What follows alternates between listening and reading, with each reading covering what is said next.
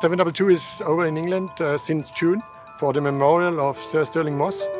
And today we try to fire up the engine, did some laps here to check if everything works, and we're happy so far.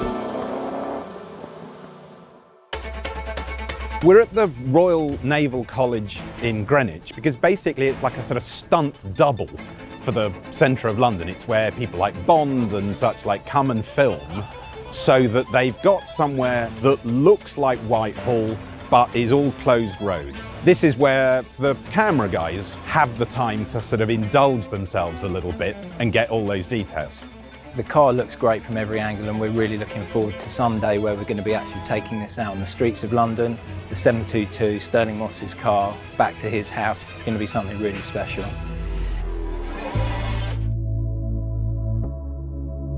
It's a once-in-a-lifetime event today to get 722, the car that Stirling Moss made so famous on the 1st of May 1955, back home here in London, where Sir Stirling spent pretty much his entire adult life.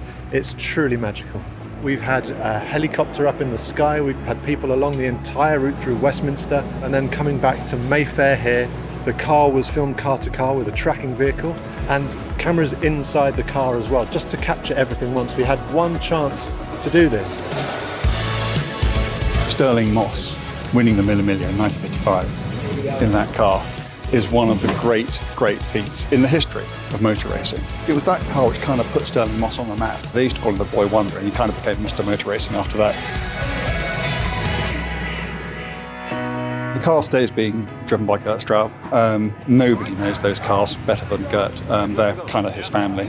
He is, I think, the 4th generation of his family to work at Mercedes-Benz. The 5th and the 6th are already there. He's retiring today, so this is kind of like the last thing he's going to do. And what a way to sign off a career. There really couldn't be anybody better or more appropriate to be driving that car today.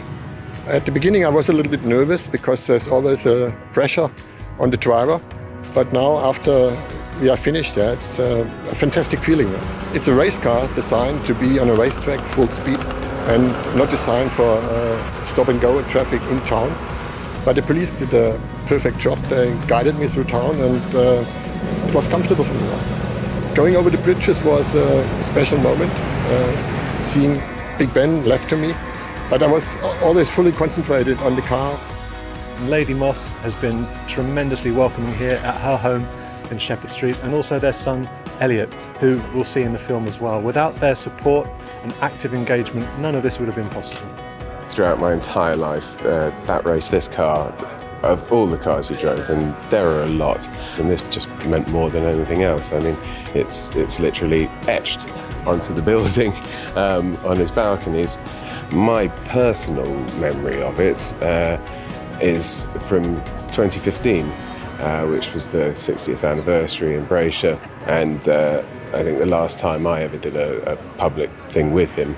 And that was the first time I ever sat in the driver's seat and had an idea of how difficult it would have actually been. There's something for everyone in this film, whether you're a lifelong fan like me or you're new to the story of the Mille Miglia and Sir Stirling Moss. And we hope that people will spot some of the things that have happened deliberately and some of them by happy accident throughout the film. And I think it's only fitting that 722 moves to a new phase of its life, and we'll be taking her back to the museum in Stuttgart, where millions of people a year will get to see her up close and in person. And of course, for all of the rest of us, there's always this fabulous film.